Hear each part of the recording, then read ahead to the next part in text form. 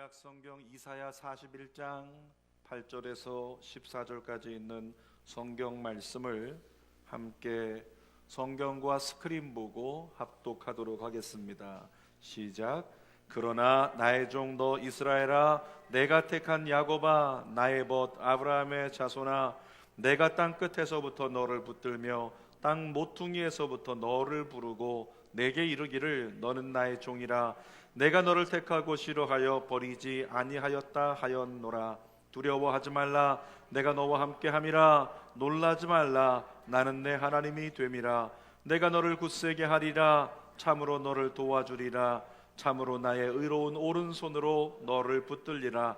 보라, 내게 노하던 자들이 수치와 욕을 당할 것이요 너와 다투는 자들이 아무것도 아닌 것 같이 될 것이며 멸망할 것이라. 내가 찾아도 너와 싸우던 자들을 만나지 못할 것이요 너를 치는 자들은 아무것도 아닌 것 같고 허무한 것 같이 되리니 이는 나 여호와 너의 하나님이 내 오른손을 붙들고 내게 이르기를 두려워하지 말라. 내가 너를 도우리라 할 것임이니라. 버러지 같은 너 야곱아, 너희 이스라엘 사람들아, 두려워하지 말라. 나 여호와가 말하노니 내가 너를 도울 것이라. 내 구속자는 이스라엘의 거룩한 이이니라. 아멘. 오늘은 이사야 41장 8절에서 14절 말씀을 가지고 땅 모퉁이에서 나를 부르시는 하나님, 제목을 한번 따라할까요? 땅 모퉁이에서 나를 부르시는 하나님, 이런 제목으로 말씀을 나눕니다. 우리가 송구영신 예배 드리고 집에 돌아가셨을 때 혹시 기억하시나요? 뭐 하셨습니까? 성전에 왔다가 예배 드리고 집에 가신 분들 혹시 뭐 하셨는지 기억나시나요? 새해를 맞으면서 온갖 TV 뉴스에서는 지난 1년 동안에 어떤 일들이 있었는가를 뉴스를 통해서 우리에게 보여줘요. 그러니까 저도 예배 준비하느라 31일에 많은 소식을 못 접했기 때문에 송구영신 예배 드리고 나서 집에 가서 그 흥분된 마음을 가지고 잠시 뉴스를 봤어요. 근데 새벽에도 하고 있는 뉴스의 타이틀 제목이 뭐라고 이렇게 떴냐면 새 출발 새 희망이라고 떴어요. 새 출발 새 희망. 여러분, 새해를 맞으니까 모든 사람들이 무엇을 기대하냐면 새로운 것들.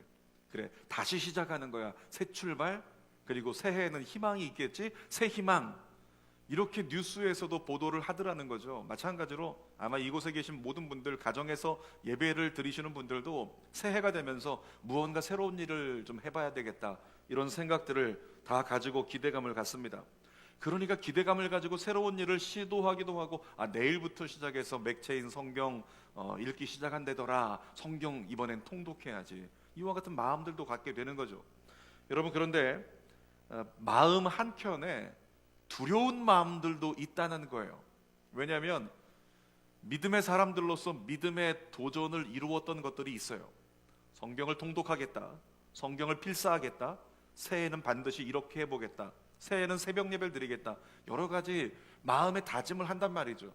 그런데 이것이 한 3년 전부터 계속 해봤는데 계속 작심삼일로 무너져버리고 깨져버리니까 또 나는 하다 말아버릴 것 같은 생각 때문에 마음 가운데 실패에 대한 두려움이 있다라고 하는 거죠. 그래서 새해가 됐는데 어떤 사람은 안 될까봐, 실패할까봐, 포기할까봐 주저하고 있다, 이런 얘기도 들었단 말이에요. 그런데 여러분, 오늘 예배 가운데 우리가 나온 우리 모두가 마음 가운데 명심해야 될 것이 있는데, 이미 여러분들은 수없이 많은 실패를 경험한 사람들입니다. 이미 삶 속에서 수없이 많은 실패를 경험했다고요. 근데 그거보다 더 중요한 게 있는데, 그건 뭐냐면 그 모든 실패 가운데 여러분들은 실패를 극복하고 일어난 경험이 있는 사람들이라고요. 아멘입니까? 여러분들은 실패를 딛고 일어난 사람이에요. 실패를 이겨본 사람입니다. 극복한 사람이에요. 제가 가르쳐 드릴게요. 증명해 드리겠습니다. 여러분들 혹시 기억하십니까? 과거를 한번 기억해 보세요.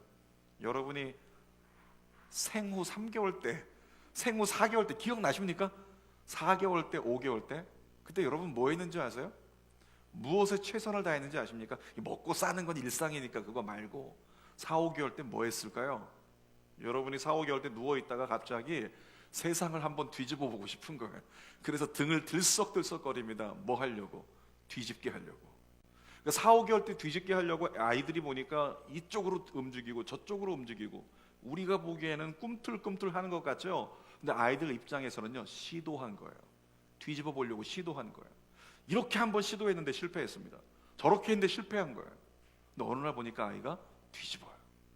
자, 그 다음에 또 7, 8개월 때 또 우리는 굉장히 실패했던 경험이 있죠. 7, 8개월 되니까 이제 뒤집어가지고 엎드려서 고개를 바짝바짝 들고 있는 아이가 갑자기 낮은 포복을 하더니 무언가를 시도하기 시작합니다. 뭘 할까요? 기어가려고 시도하기 시작해요. 배를 움직여 보기도 하고 힘이 들어가지 않는 팔에다가 힘을 줘 보기도 하고 그러면서 아이가 기어가 보려고 아둥바둥 거리는 거예요. 그때도 마찬가지입니다. 아이는 아무것도 안 하고 꿈틀거리는 것 같은데 그 아이는 시도하고 있는 거예요. 기어 보려고. 실패했습니다. 또 실패했어요. 또 실패했어요.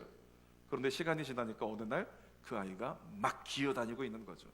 자, 뿐만 아니라 다시 한번 기억을 잘 떠올려 보세요. 기억 안 난다고 하지 말고 9개월 때, 10개월 때 한번 기억해 보세요. 9개월 때, 10개월 때 여러분 무엇을 위해서 힘썼을까요? 그때 우뚝 서가지고 막 왔다 갔다 하고 있는 그 사람을 보는데, 엄마를 보는데, 아빠를 보는데, 저 엄마 아빠라고 하는 존재, 쟤들은 말이야 서 있는데 왜 나는 엎드려 있는 거지? 그래서 이 아이가 그때 생각합니다. 나도 저들처럼 서봐야지. 그리고 벽을 잡고 다리에다가 힘을 주기 시작하는 거예요. 척추에다가 힘을 주기 시작합니다. 뭐 하려고? 일어서 보려고.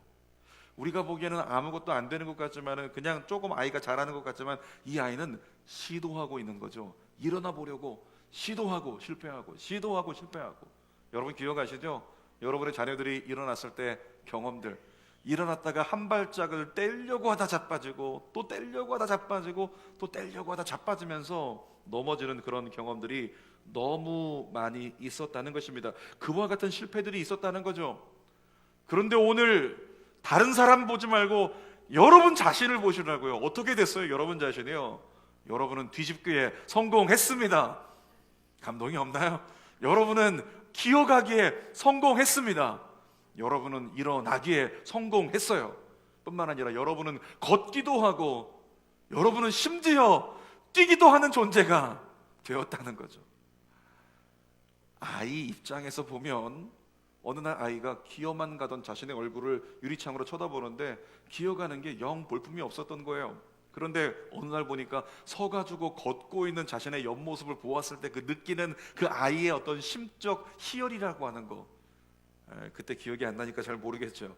아무튼 그 과정을 거쳐서 우리는 세상에 정말 누구도 할 수 없는, 아무나 할 수 없는 걷는 것을 직립보행을 우리는 시작한 존재들이라고 하는 거죠. 그래서 저는 이렇게 여러분들과 함께 고백했으면 좋겠습니다. 따라하겠습니다. 나는 웬만하면 이겨낸다.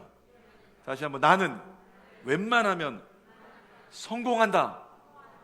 자, 이때 어깨 힘주고 따라하세요. 나는 짱이다. 다시 한번, 나는 짱이다. 아멘. 여러분은 그런 존재들이에요. 사회생활하면서도 많은 실패가 있었겠지만 이미 그 전에 우리는 태어나서 이 땅 가운데서 너무나 많은 실패를 1년이 되기도 전에 했었던 사람들이고, 그 모든 실패에도 포기하지 않고 끝까지 시도했더니 할 수 없는 것을 이루어낸 성공자가, 이겨낸 사람들이 여러분들이라고 하는 거죠. 그러니까 여러분만 모르는 거지, 여러분만 모르는 거예요. 여러분 DNA 안에 뭐가 있는데요, 여러분 세포 안에 뭐가 있는데요, 이미 실패를 거듭했을 때 성공을 이루어낸다라고 하는 그와 같은 DNA가 여러분 안에 있다는 거예요. 그와 같은 세포가 여러분 안에서 뛰고 있다라고 하는 거죠. 여러분을 창조하신 하나님의 섭리 안에 있는 놀라운 은혜와 축복이 바로 그겁니다. 계속 시도하면 그는 반드시 이루어낸다는 거죠. 여러분, 그럼에도 불구하고 우리 마음은 어떻습니까? 인간은 뭐가 문제냐면 이 마음이 문제인 거예요. 우리 마음은 어떠냐면 의심을 하는 거예요. 우리 마음은 염려를 하죠. 우리 마음은 걱정이 많습니다. 그래서 또 하다가 넘어질 텐데, 또 하다가 안 될 텐데, 또 하다가 그쳐버릴 텐데, 이와 같은 생각들 때문에 하나님의 큰 능력조차도 믿지 못하는 것, 이것이 인간의 연약함이라고 하는 거죠. 그래서 어떻게 하든지 실패하면 안 된다고 자꾸 안 넘어지려고 하는 인간, 여러분 정신 차리세요. 안 넘어지려고 하면 발전이 없습니다. 김연아 선수가 예전에 인터뷰에서 했던 얘기가 기억이 나는데, 어떤 선수들은 스핀을 돌다가 넘어질까봐 스핀에 주저한다는 거예요. 과도하게 하지 않는다는 거죠. 왜? 안 넘어지려고. 그래서 중요한 진리를 얘기합니다. 안 넘어지려고 버티는 선수는 발전이 없다는 거예요. 안 넘어지면 발전이 없다는 거예요. 거꾸로 하면 무엇입니까? 넘어져야 발전이 있다는 거예요.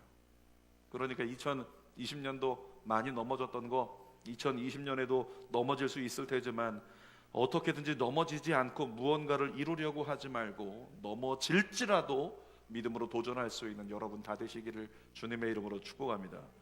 인간이 가지고 있는 공통적인 특징이 있는데요, 이런 것입니다. 인간은 여지없이 흔들리고 여지없이 무너진다는 거죠. 인간은 그래 완벽한 인간이 없는 거예요. 성경의 모든 인간의 스토리가 때로는 인간의 민낯을 보여주고 있는데 그 스토리의 결론이 뭐예요? 인간은 여지없이 무너진다. 인간은 여지없이 흔들린다. 그 증거를 성경이 보여주고 있잖아요. 그래서 어떤 작가는 청년들을 향해서는 이런 제목을 썼죠.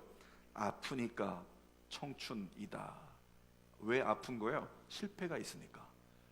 실패 때문에 아프니까 청춘이라는 거예요. 다시 도전할 수 있으니까.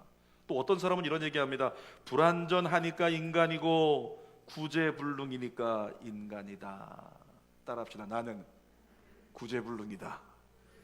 안 따라하고 싶으세요? 다시 따라하겠습니다. 나는 구제불능이다. 불완전하다. 인간은 불완전하다는 거예요. 인간은 구제불능이라는 거죠. 그러기 때문에 필요한 분이 누굽니까? 하나님이시죠. 인간이 부족하기 때문에, 인간이 불완전하기 때문에, 그래서 하나님이 필요한 거라고. 지난해 어떤 한 성도께서 저에게 문자를 보내주셨는데 문자를 보자마자 눈물이 났어요. 문자 내용이 이랬습니다. 목사님, 왜 저는 교회 문턱을 나서는 순간부터 세상 사람으로 살아갈까요? 근데 그 한 문장에 그분의 심적 고통이 느껴지지 않나요? 예배드리면서는 열심히 찬양하는 거예요. 예배드리면서는 때로는 눈물로도 기도하는 거죠. 근데 예배 끝나고 성전 나가는 순간부터 나도 모르게 프로세서가 싹 바뀌어버려요. 마치 다중인격이 되는 것처럼 바뀌어버리고 세상 사람으로 철저히 살아가기 시작하는 거죠. 그리스도인의 모습은 온데간데 싹 사라져버리는 그런 모습. 그러니까 그분이 저에게 문자를 보낼 때는 목사님 저 이렇게 안 살고 싶거든요. 세상에서도 그리스도인으로 살고 싶거든요. 라고 하는 마음을 담은 거죠. 그러면서 그분이 이렇게 문자를 하나 더 보냈어요. 지금 저에게 필요한 찬양과 기도를 부탁드립니다. 지금 저에게 필요한 기도와 찬양을 부탁드립니다. 그 순간에 제가 떠올랐던 찬양이 한 곡이 있는데 그 찬양 제목이 너를 선택한다 라고 하는 찬양이에요. 너를 선택한다. 가사를 한번 읽어볼까요? 시작. 귀하고 아름다운 나의 사랑아, 나의 모든 마음을 너에게 준다. 무엇보다 소중한 나의 사랑아, 나의 모든 정성을 너에게 준다. 나의 기쁨아, 나의 사랑아, 나는 언제나 너를 선택한다. 어떤 이가 세상을 다 준다 해도 나는 언제나 너를 선택한다. 내 모든 것을 포기해야 하는데도 나는 너를 선택한다. 어디에 있든지 무엇을 하든지 상관하지 않고 너를 사랑한다. 내가 나를 사랑하지 않아도 상관하지 않고 너를 사랑한다. 나의 행보가 나의 사랑아, 내가 잘난 사람이 아니어도 다른 사람들이 손가락질해도 나는 항상 변함없이 언제나 너를 선택한다. 여러분 이 찬양의 가사의 내용을 기억하시겠습니까? 네가 잘났든지 네가 못났든지 네가 잘하든지 네가 못하든지 네가 흔들리든지 흔들리지 않든지 나는 그럼에도 불구하고 너를 선택한다. 그러니까 하나님의 말씀으로 우리가 받아들이면 얘들아 2021년도 잘 못해도 괜찮아. 이런 하나님 마음인 거죠. 2021년도 잘 못해도 괜찮아. 그러나 최선은 다해. 잘 못해도 괜찮고 실패하고 넘어지고 하다 포기해도 괜찮아. 그런데 최선은 다해. 이것이 하나님의 마음이라는 거죠. 혹시라도 네가 최선을 다하다가 넘어지더라도 염려하지 마. 네가 넘어진 그 자리에 거기 내가 너를 기다리고 있을게. 그리고 그 자리에서 내가 너를 선택할게. 여러분 이것이 우리 하나님의 마음이라는 겁니다. 자, 그 마음을 가지고 오늘 본문을 보니까 오늘 본문 말씀은 장차 나라를 잃고 포로로 끌려가게 될 이스라엘에게 주시는 하나님의 약속의 말씀이에요. 세 가지 약속을 주시는데, 첫 번째, 우리 하나님 말씀하십니다. 내가 너를 싫어하지 않는다. 무슨 의미냐면 오해하지 말라는 거예요. 내가 널 싫어한다고. 따라합시다. 하나님은 나를 싫어하지 않는다. 이스라엘 백성들에게 주시는 말씀, 9절 말씀 볼까요? 시작. 내가 땅 끝에서부터 너를 붙들며 땅 모퉁이에서부터 너를 부르고 내게 이르기를 너는 나의 종이라 내가 너를 택하고 싫어하여 버리지 아니하였다 하였노라. 만약에 연극으로 한다면요, 하나님의 모습이 상상을 해볼 만하죠. 하나님께서 지금 뒤돌아서서 이제 실망하고 있는 누군가, 하나님은 날 버리셨어, 날 싫어하셔, 등 돌리고 고개 숙이고 완전히 이렇게 쭈그리고 있는 누군가를 향해서 하나님께서 가까이 가서 말씀하시는 거죠. 너는 나의 종이다. 내가 너를 택하여 내가 너를 버리지 않는다. 내가 너를 싫어하지 않는다. 그러면서 뭐라고요? 나를 보라. 이렇게 하나님께서 손 내미시겠죠. 여러분, 이스라엘 백성들을 향해 하나님께서 말씀하셨어요. 나 너 싫어하지 않아. 근데 이스라엘 백성들은 어떻게 느꼈을까요? 하나님은 나를 싫어하셔. 하나님은 나를 버리셨어. 이스라엘 백성들은 그렇게 느꼈다니까요. 이스라엘 백성들은 스스로 얘기했습니다. 우린 가장 큰 재앙을 만난 거야. 이제 우린 버림받은 족속이야. 그들에게 하나님께서 하도 답답하니까 예레미야 선지자를 통해 말씀하셨습니다. 예레미야 29장 11절이요. 시작. 여호와의 말씀이니라 너희를 향한 나의 생각을 내가 아나니 평안이요 재앙이 아니니라 너희에게 미래와 희망을 주는 것이니라. 하나님 뭐라고요? 너희를 향한 나의 생각을 내가 안다. 얘들아, 평안이야, 재앙이 아니야. 재앙이 아니라고 말씀하신 이유가 뭐예요? 말씀을 듣는 이스라엘 백성들이 지금 재앙이라고 생각하고 있는 거예요. 이스라엘 백성들이 하나님이 날 싫어해, 하나님이 날 버리셨어, 하나님이 나에게 재앙을 주셨네, 이렇게 착각하고 있으니까 하나님께서 이스라엘 백성들에게 말씀하시는 거죠. 재앙이 아니야. 너에게 소망을 주려는 거야. 너에게 미래를 주려는 거야. 이렇게 하나님께서 다그치고 있는 거예요.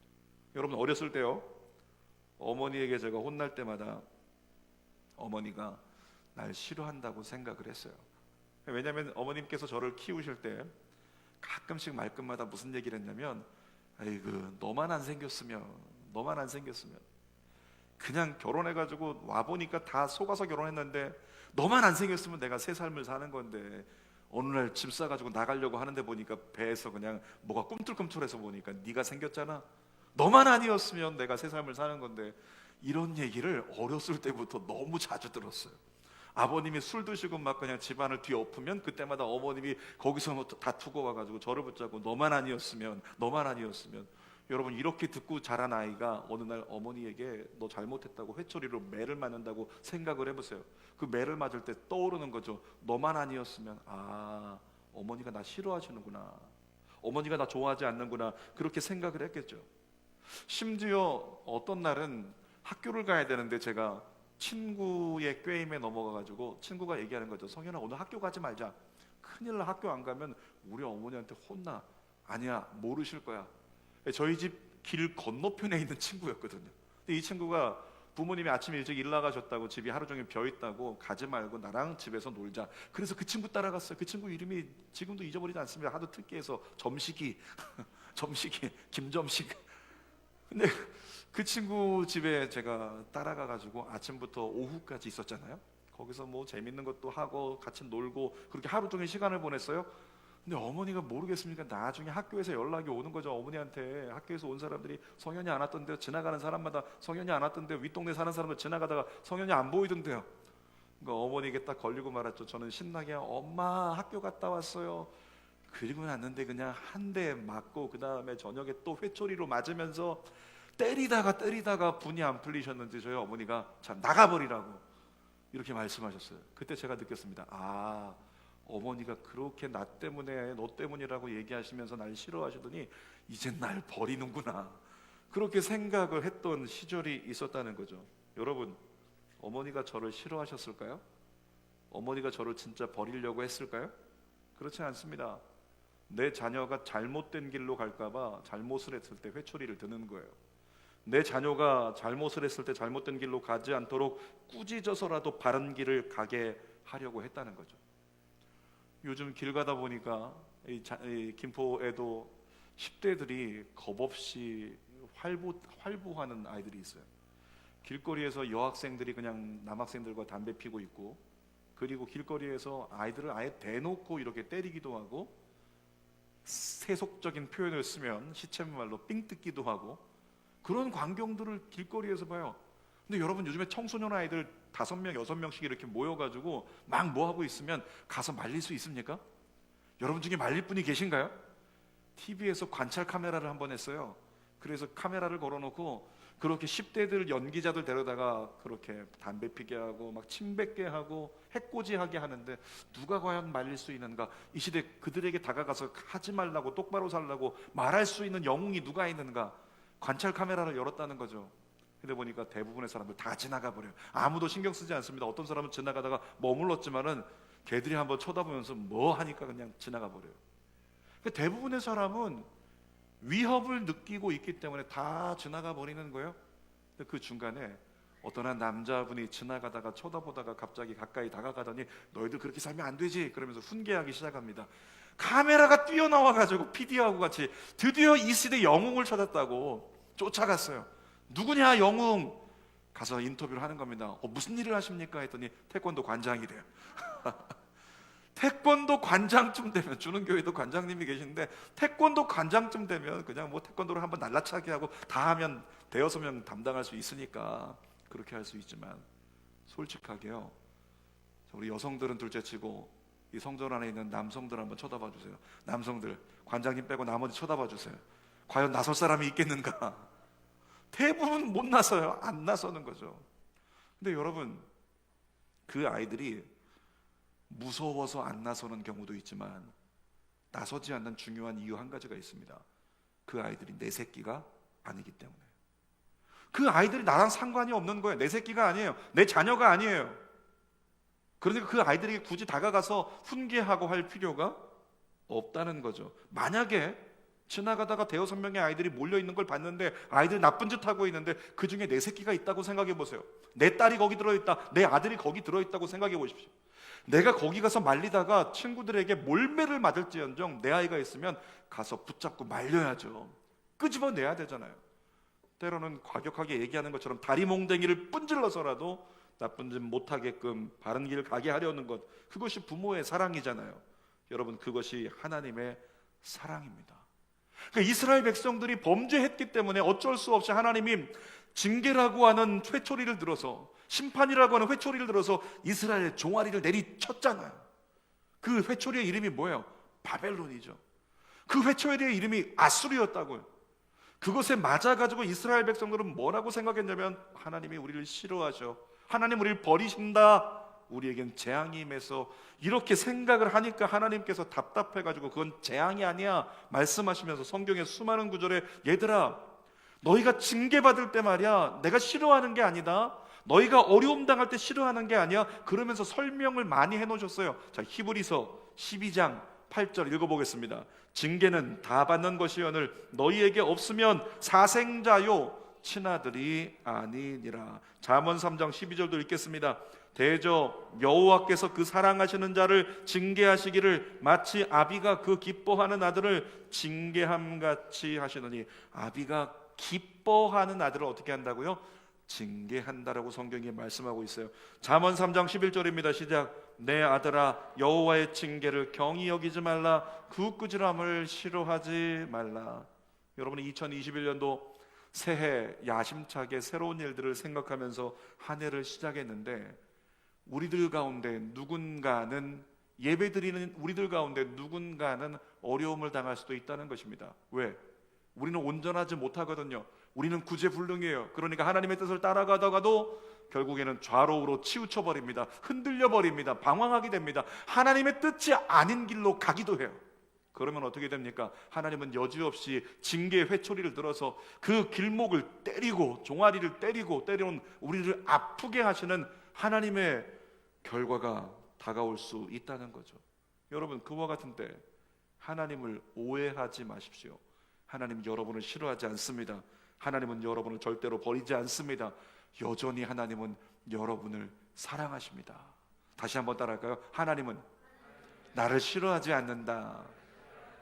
아멘입니까? 자, 두 번째 약속이 있는데, 두 번째 약속은 이것입니다. 내가 너와 함께 할 것이다 라고 말씀하세요. 10절 상반절 함께 읽어보겠습니다. 두려워하지 말라. 내가 너와 함께 함이라. 놀라지 말라. 나는 내 하나님이 됨이라. 하나님께서 이스라엘 백성들에게 함께 하신다고 약속하시면서 뭐라고 말씀하세요? 두려워하지 말래요. 13절에도 보니까 두려워하지 말라. 14절에도 보니까 두려워하지 말라. 여러분 잘 들으세요. 성경 묵상할 때 똑같은 원리인데 하나님이 계속해서 두려워하지 마, 두려워하지 마, 두려워하지 마 그렇게 말씀하신다면 이스라엘 백성들의 상태가 어떻다는 거예요? 두려워하고 있다는 거죠. 또는 어떤 일이 벌어졌을 때 그들은 두려워하게 된다는 거예요. 그러니까 하나님께서 그들을 아시고 두려워하지 마라, 두려워하지 마라, 두려워하지 마라 계속 말씀하고 계신 거죠. 인간은요, 감당하기 어려운 현실에 맞닥뜨리면 두려워하는 것이 정상입니다. 그러니까 어렸을 때 아이들 키워보면 놀이터를 데리고 가는데 항상 아이들이 제일 먼저 관심을 갖는 것이 미끄럼틀도 있지만 나중에 조금 해볼 만하다 싶으면 구름다리에 관심을 가져요. 거기 한번 매달려 보겠다고 아이가 올려달라고 매달려 보겠다고 그렇게 하죠. 근데 이 아이가 잘 매달립니까? 매달리지 못해요. 떨어지기도 하고 흔들리기도 하는 거죠. 근데 이 아이가 힘이 없어서 놓치는 걸 아니까 아빠에게 이야기를 하는 거죠. 아빠 꽉 잡아줘. 아빠 꽉 잡아줘. 어느 날 아빠가 너 혼자 할 수 있어. 기다리고 있을게. 손을 놔버려도 아이가 뭐라고 합니까? 아빠 거기 있지? 왜? 이 아이는 공중만 쳐다보고 있는 거예요. 붙잡고 있는 것만 쳐다보고 있는 겁니다. 자기 손이 놓치지 않는가 이것만 쳐다보고 있는 거예요. 그러니까 아이가 물어보는 거예요. 아빠 거기 있지? 엄마 거기 있지? 여기 아빠 있어. 여러분, 아이는 아빠가 거기 있다, 엄마가 거기 있다 이 이야기만 들어도 안정감을 갖더라는 거죠. 함께 있는 것을 확신하면 아이는 두려움을 이겨낸다는 것입니다. 우리 하나님께서 말씀하고 계세요. 내가 너와 함께 할게. 두려움을 이겨내라. 과거에 오래전에 했던 영화인데 영화 중에서 형제가 나와요. 형은 신하균이라고 하는 배우가 언청이 역할을 했고 동생은 저를 닮은 원빈이라고 하는 배우가 연기를 했는데 연기를 하면서 굉장히 많은 제가 영화 보면서 재밌었어요. 나를 닮은 배우가 저렇게 연기를 잘하는구나. 근데 형은 언청이고 동생은 그냥 정상적인데 형은 언청이니까 어렸을 때부터 늘 이렇게 기죽어 살아요. 눈치 보고 사는 거예요. 자꾸 애들이 놀리니까 자꾸 해코지하고 자꾸 왕따시키고 자꾸 어려움을 주니까 형은 이렇게 숨어서 사는 거예요. 그런데 동생은 갖다가 주먹도 센 데다가 활보하고 다니면서 지내는데 엄마가 보니까 형만 신경 쓰는 거죠. 동생은 신경을 안 써요. 어느 날 보니까 이렇게 밥상을 차려놨는데 형이 엄마랑 먹던 거 남은 거 그거 차려놓고 먹으라고 하니까 원빈이 그냥 그 상을 갖다가 발로 차버리면서 엄마 눈에는 형밖에 없지, 엄마는 형밖에 없는 거지, 난 아무것도 아니지 그러면서 밖으로 나가버리는 장면이 있었어요. 그랬더니 그때 어머니 역할 하는 배우가 한마디 합니다. 네 형은 모자라잖아. 네 형은 모자라잖아. 여러분, 모자라기 때문에 부족하기 때문에 아직은 불완전하기 때문에 엄마가 옆에 있어야 된다는 거예요. 엄마가 더 많이 잡아줘야 된다는 거죠. 유아 동반실에서 예배를 드리는 성도들 중에서 아이를 낳아가지고 아이가 막 이제 막 누워서 왔다 갔다 하다가 이제 아이가 처음 일어날 때 있죠. 몇 개월? 7개월, 8개월 때 아이가 처음 붙잡고 벽 붙잡고 일어나가지고 야 한번 일어나 봐야지 그러고 있을 때 아이들의 엄마의 눈길이 어디를 향할까요? 아이를 향해요. 막 뛰어다니는 애들 쳐다보지 않습니다. 근데 이제 막 일어서 가지고 걸으려고 하면 엄마가 쳐다보고 있어요. 왜? 이 아이가 일어나다가 넘어질까 봐, 걷다가 넘어서 다칠까 봐 엄마의 눈길이 아이만 쳐다보고 있다라고 하는 거죠. 가끔 아이가 걸음마를 하다가 넘어지면은 엄마가 얘기합니다. 괜찮아, 엄마 여기 있어, 엄마 여기 있어. 아이는 왜? 울 때 부르잖아요. 엄마 그러고 아이는 눈 감고 울잖아요. 처음에 눈을 꼭 감고 울어요 이렇게. 그러니까 엄마가 엄마 여기 있어 괜찮아 그러면 아이가 눈물을 딱 그치죠. 근데 그렇게 아이가 우는데도 보니까 엄마 목소리가 더 크더라고요. 엄마들이 왜 아이들 옆에 있을까요? 왜 아이 근처에서 이 아이가 넘어질까 봐 노심초사하고 있는 거예요? 아직 부족하니까, 아직 모자라니까, 아직 불완전하니까, 스스로 서기에는 어려우니까 그 옆에 있다는 거죠. 마찬가지입니다. 2021년도 우리가 살아가는데 우리도 부족하고 불완전하고 구제불능에다가 부족하고 모자란 게 너무 많아요. 여러분, 하나님이 그 사실을 누구보다도 너무 잘 알고 계세요. 네 감정이 이기지 못하는 거, 생각이 이기지 못하는 거, 어떤 과거의 경험에 집착하고 있는 거, 이기지 못하는 거 하나님이 너무 잘 아세요. 그래서 어떻게 하십니까? 불완전한 너 혼자 내버려 두지 않을게. 내 옆에 내가 있을 것이다. 그리고 하나님이 저와 여러분들 곁에 계신다라고 하는 거죠. 2021년도 믿음으로 도전하며 살아간다는 것이 때로는 걸음마를 떼는 아이처럼 우리에게 흔들흔들거리고, 초장부터 신앙이 흔들흔들거리고 마음이 흔들흔들거리고 그런 삶을 살아갈 수 있다는 거죠. 그럼에도 불구하고 여러분, 주눅들지 마십시오. 하나님의 약속의 말씀에 마음을 두십시오. 자, 예레미야 1장 8절 읽어볼까요? 예레미야 1장 8절 시작. 너는 그들 때문에 두려워하지 말라. 내가 너와 함께하여 너를 구원하리라. 나 여호와의 말이니라. 그들이 누구예요? 그들 때문에 두려워하지 말라요. 그들은 대적입니다. 나를 위협하는 것, 나를 힘들게 하는 것, 나를 고민하게 하는 것, 나를 흔들리게 하는 여러 가지 문제들, 상황들, 사람들, 조건들 다 해당하는 거죠. 그들 때문에 두려워하지 마. 내가 너의 곁에 있으니까.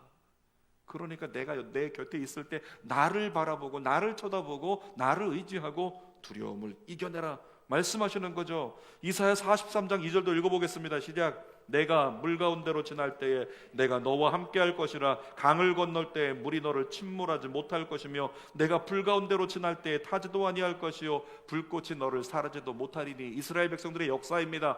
홍해를 건널 때, 요단을 건널 때, 광야를 지날 때 뜨거운 땡볕 아래서, 그곳은 너희가 이길 수 없는 환경이었지만 내가 너희를 이기게 만들어 주었다.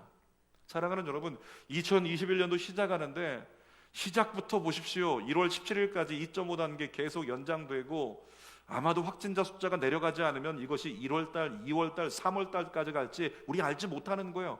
어쩌면 꽃샘추위가 올 그 계절까지도 계속 이렇게 될 수도 있다는 거죠. 그러니까 우리는 2021년도도 역시 마찬가지로 감당할 수 없는 한 해를 시작하고 있다는 것입니다. 그런데 우리 하나님 뭐라고 말씀하세요? 감당할 수 없는 그 자리에, 어찌할 수 없는 그 자리에 내가 너와 함께 하겠다 약속하십니다. 새해를 시작하지만 세 가지 여전한 게 있어요. 잘 들으세요. 세 가지 새해에도 여전한 거 지난해와 똑같다는 거죠. 첫 번째 뭐냐면 환경의 위협은 여전합니다. 그리고 우리의 부족함은 여전해요. 근데 세 번째 가장 중요한 여전함이 있어요. 나와 함께 하시는 하나님 여전히 함께 계십니다. 아브라함과 함께 하셨던 하나님, 야곱과 함께 하셨던 하나님, 새해 저와 여러분과 함께 하십니다. 그 하나님을 믿음으로 나아가자고요. 자, 세 번째 하나님의 약속은 이것입니다. 내가 너를 도울 것이다 라고 말씀하세요. 하나님의 삼중 도움이 나오는데 10절 중반절입니다. 스크린 보고 있습니다. 내가 너를 굳세게 하리라. 참으로 너를 도와주리라. 참으로 나의 의로운 오른손으로 너를 붙들리라. 삼중 도움을 말씀하고 계세요. 먼저 내가 너를 굳세게 해준대요. 여러분, 굳세게 한다는 것은 이것입니다. 벽에다가 우리가 무언가 물건을 걸려고 할 때에 이것이 좀 흔들리지 않아야 되겠으면 못을 바꾸면 되는 거예요. 그냥 작은 못, 엷은 못을 갖다가 박아놓으면 쉽게 흔들릴 수 있는데, 정말 굵은 못, 긴 못, 튼튼한 것을 가지고 벽에다 박아놓으면 절대 흔들리지 않는 거죠. 그러니까 하나님께서 너를 굳세게 하리라, 이 말씀은 내가 너를 단단하게 붙잡아서 흔들리지 않게 해줄게, 이런 말씀인 거예요. 그 다음에 하나님께서 내가 너를 도와주리라 또 이렇게 말씀하세요. 이중 옵션입니다. 하나님께서 굳건하게 흔들리지 않게 붙잡아 주실 뿐만 아니라 할 수 있는 도움들을 끌어다가 여러분의 인생을 돕겠다라고 주님이 이중 옵션으로 약속하고 계신 거예요. 뿐만 아니라 나의 의로운 오른손으로 너를 붙들리라. 하나님께서 붙잡아 주시는데 그 손이 어떤 손이라고요? 의로운 손이라고요.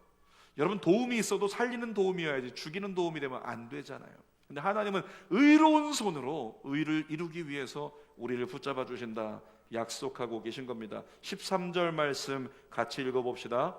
이는 나 여호와 너의 하나님이 내 오른손을 붙들고 내게 이르기를 두려워하지 말라. 내가 너를 도우리라 할 것임이니라. 하나님께서 이스라엘 백성들을 돕겠다고 말씀하시는데, 자, 지금부터가 중요한 얘기인데, 이스라엘 백성들이 하나님의 도우심을 얻을 수 있었던 이유가 무엇인지 아십니까?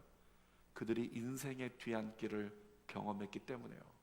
인생의 뒤안길에 있었기 때문에 그래요. 자, 8절 말씀 읽어보겠습니다. 그러나 나의 종도 이스라엘아, 내가 택한 야곱아, 나의 벗 아브람의 자손아. 하나님께서 우리 이름을 불러주시는 게 축복이거든요. 근데 하나님께서 우리 이름을 불러주실 때 언제 부르셨냐는 거예요. 언제, 무엇에 있을 때, 어디에 있을 때 부르신 거예요? 인생의 뒤안길에 있을 때. 9절 말씀이 그 증거죠. 읽어보겠습니다. 9절. 내가 땅 끝에서부터 너를 붙들며 땅 모퉁이에서부터 너를 부르고 내게 이르기를 너는 나의 종이라, 내가 너를 택하고 싫어하여 버리지 아니하였다 하였노라.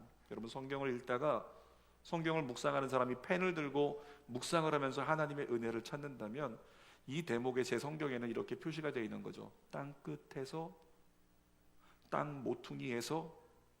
그것이 무엇을 말하는데요? 땅 끝이 어디를 말합니까? 땅 모퉁이가 어디를 말하는 거예요?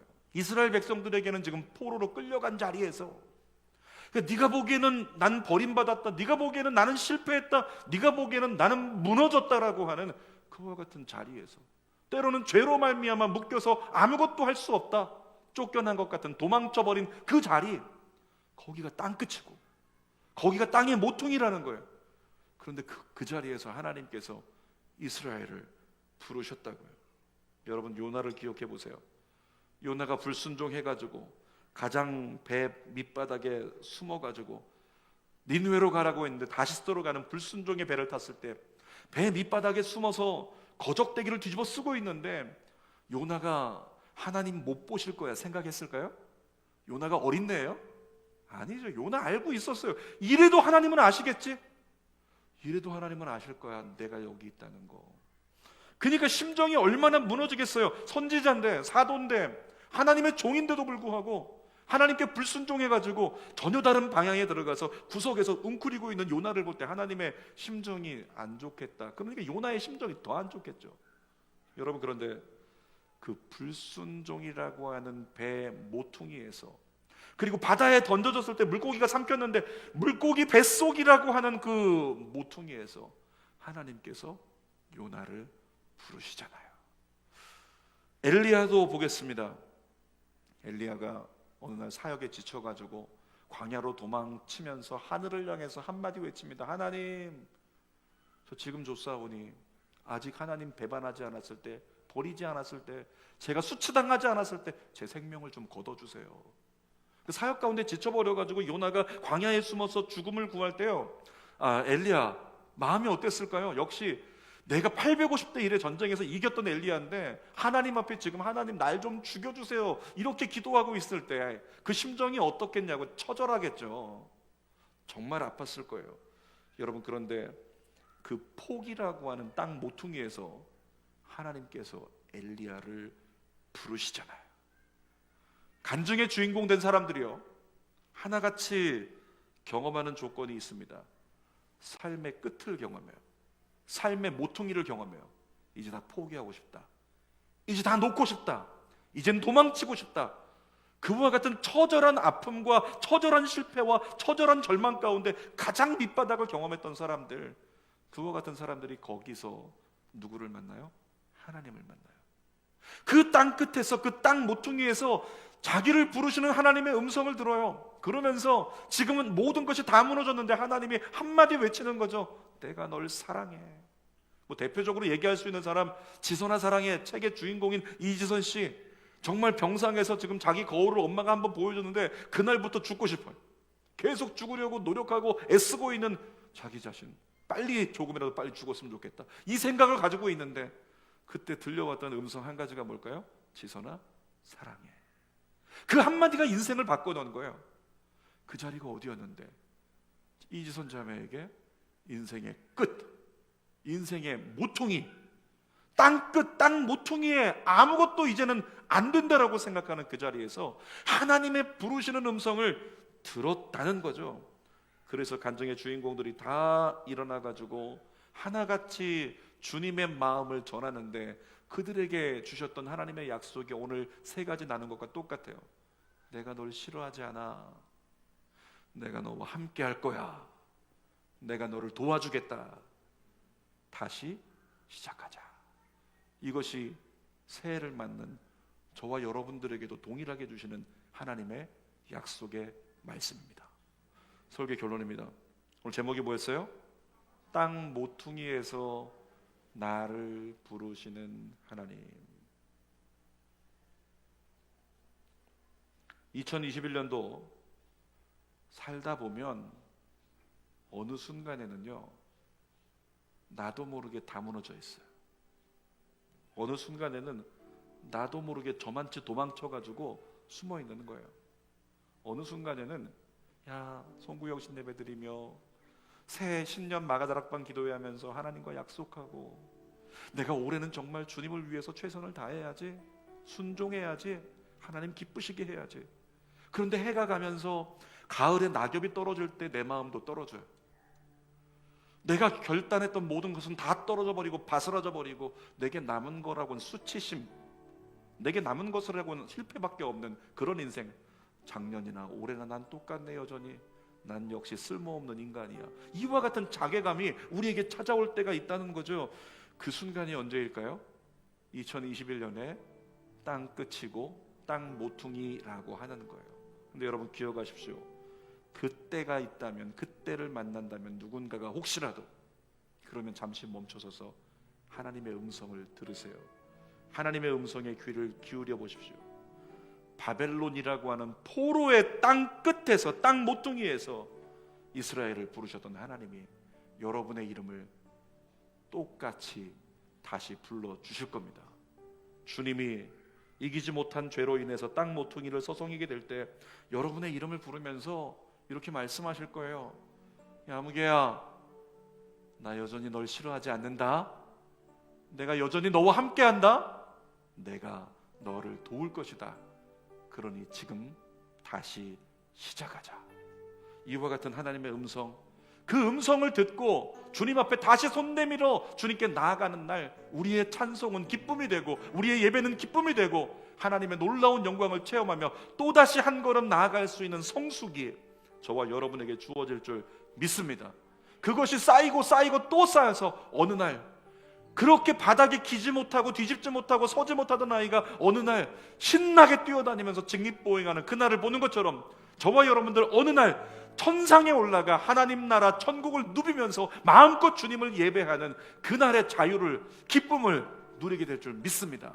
기도하겠습니다. 살아계신 아버지 하나님, 인생을 살다 보면 무너지고 흔들립니다. 인생을 살다 보면 깨어지고 상합니다. 인생을 살다 보면 또 실패를 경험하기도 합니다. 그런데 주님 우리에게 말씀하십니다. 네가 땅 끝에 있을 때, 네가 땅 모퉁이에 있을 때, 그 처절한 순간에 내가 너를 부르겠다.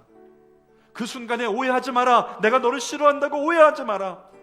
그 순간에 네가 여전히 부족하기 때문에 내가 너와 함께 있다는 걸 기억해라. 그리고 내가 너를 돕겠다는 것, 내가 너를 도와줄 것이라고 약속한 것 기억하고 다시 시작해라.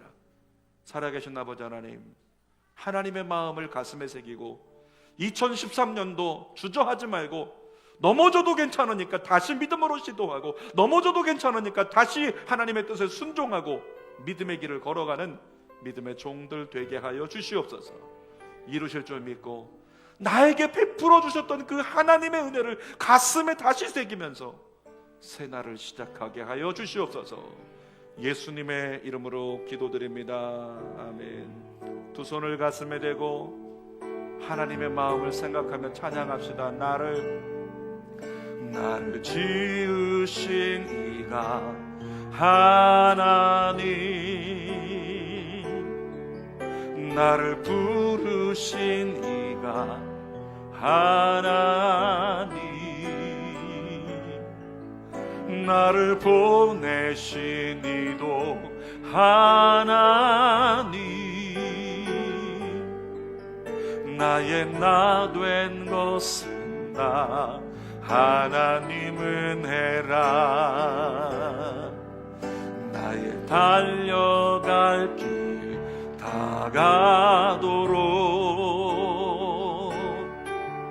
나의 마지막 볼 다 다하도록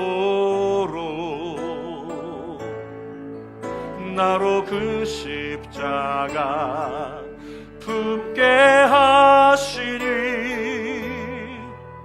나의 나 된 것은 다 하나님 은혜라. 하나님께 의탁드리며 한 손 들고 한량없는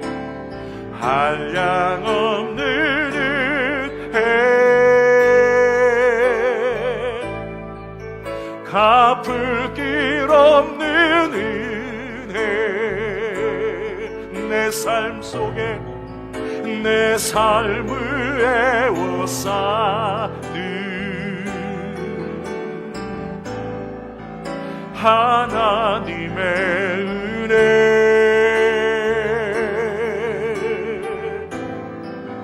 나 주저함 없이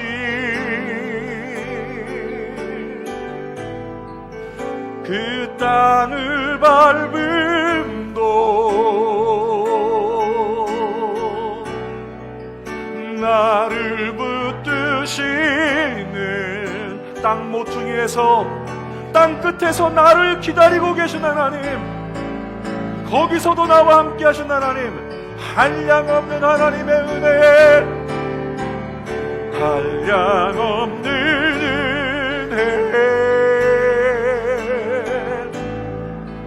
갚을 길 없는 은혜,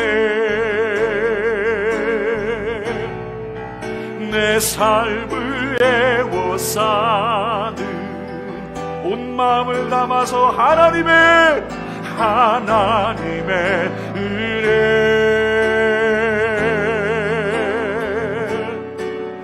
나 주저함 없이 그 땅을 밟음도 나를 붙드시는, 한 번 더 고백합시다. 하나님의 은혜,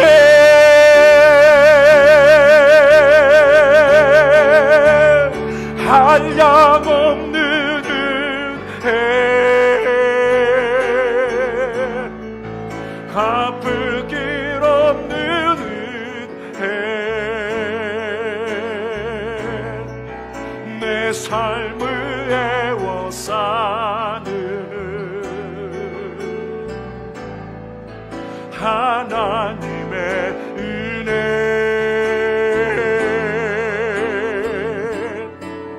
나 주저함 없이 그 땅을 밟음도 나를 붙드시는